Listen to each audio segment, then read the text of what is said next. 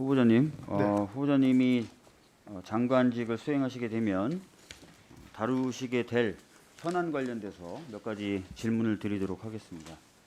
PPT 같이 보시면 될 것 같습니다. 자, 채널A 관련된 사건에서 2020년 1월부터 3월까지 약 2달간 이동재 채널A 기자와 한동훈 검사가 327번 연락을 했다라는 보도가 있었습니다. 물론 그 내용은 확인되지 않았습니다. 그리고 검언유착 관련된 보도 전후에서 윤석열 총장과 한동훈 검사가 100여 차례 정도 통화했다. 물론 그 내용은 확인되지 않았습니다. 최근 어떤 보도에 따르면 심지어는 한동훈 검사와 윤석열 총장의 부인과도 문자나 전화를 했다라는 것이 알려진 바가 있습니다. 물론 다 내용은 아까 말씀드렸던 대로 확인이 안 돼 있습니다. 이 내용이 확인이 될 필요가 있다라고 판단해서 잘 아시다시피 법원에서는 한동훈 검사의 핸드폰에 대한 압수수색 영장을 발부해 줬습니다.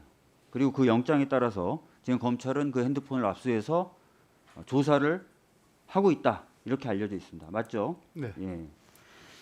그런데 최근의 보도를 보니까 이 핸드폰에 내용이 확인도 안 되어 있는데 법원조차도 이 내용을 확인할 필요가 있다고 해서 영장을 발부한 이 핸드폰에 담겨 있는 여러 내용들이 확인도 안 돼 있는데 수사팀에서는 무혐의를 하자라고 전자결제를 올렸다든지 하는 것들이 보도가 되고 있습니다. 이 한동훈 검사의 핸드폰은 소위 말하는 범죄의 유력한 증거, 스모킹건이라고 평가가 되고 있는데요. 이것을 보지 않은 채 무조건 무혐의 결론을 내리는 것 타당하다고 생각하십니까? 우리 아까 김용민 의원님 질문에도 제가 답변을 드렸습니다만 답변을 하시기가 좀 곤란한 부분이 있으시다 이 말씀이신 거죠? 뭐 박주민 의원님 바로 옆에서 제가 네. 예, 천착했던 과제입니다만 네. 한번 저에게 조금 시간을 좀 주시죠. 네. 그런데 그런 어떤 수사의 구체적인 과정에 대한 평가는 좀 어려우시더라도 이 부분은 좀 짚어봐야 될 것 같아요. 제가 아까 오전에 자료 제출 요구를 했습니다. 뭐였냐면 지금 대검이 이스라엘 포렌식 전문 업체인 셀레브라이트하고 2018년도에 계약을 체결해서 아이폰 암호 해제 관련된 기술적 도움을 받고 있단 말이에요. 그런데 2018년 이후에 업데이트된 애플의 운영체제라든지 또 새로 발매된 기기의 경우에는 2018년에 체결됐던 계약 가지고는 어떤 서비스를 받기가 잔금 해제 관련된 서비스를 받기가 어렵다라는 내용이 보도가 되고 있습니다. 자, 이것에 대해서 제가 한번 확인을 해봐달라 그랬는데 아직까지 답변이 오진 않았어요. 근데 이 보도가 만약에 사실이라면 어떤 결론이 되냐면 한동훈 검사의 핸드폰을 풀 수 있는 여건이나 기반을 전혀 갖추지 않은 상태에서 그죠? 그것을 갖추려는 노력을 안 하면서 무혐의 하자고 얘기하는 꼴이 되는 겁니다. 무슨 말씀인지 이해가 되셨습니까? 예. 적어도 이게 스모킹건이고 법원에서도 압수가 필요하다고 얘기할 정도의 중요한 증거라면 대검 차원에서는 이것을 볼 수 있을 만한 여러 가지 준비와 노력을 실질적으로 기울여야 되는 것 아니겠습니까?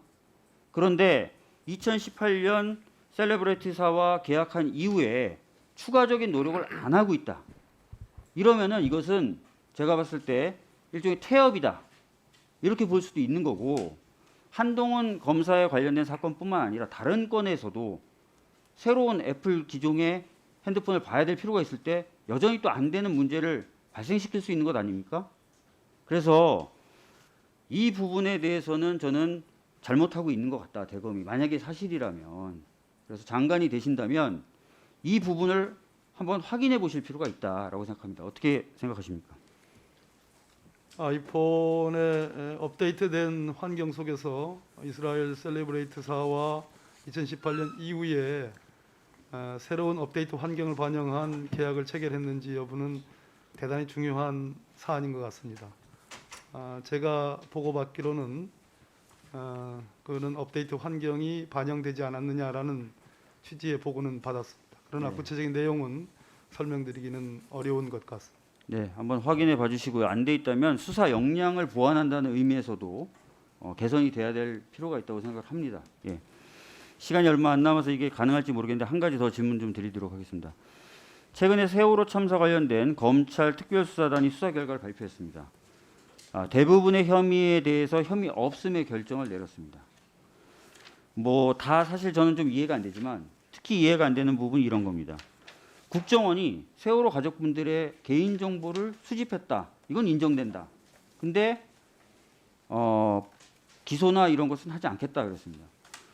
박범계 후보자님도 아시겠지만 국가정보원법의 경우에 국내 정보 수집이 굉장히 제한되어 있다는 거 알고 계시죠? 네. 대정부를 전복행위라든지 네. 방첩 관련된 정보만 수집할 수 있습니다. 네.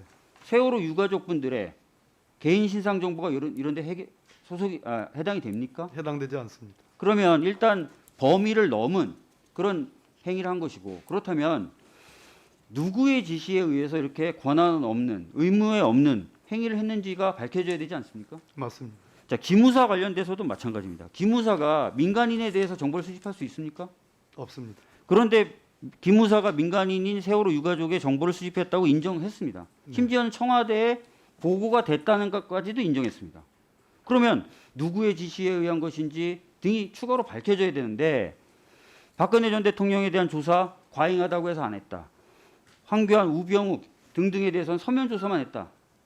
저는 그래서 이게 확실하게 충분한 조사가 이루어졌다고 보지 못하겠다는 겁니다.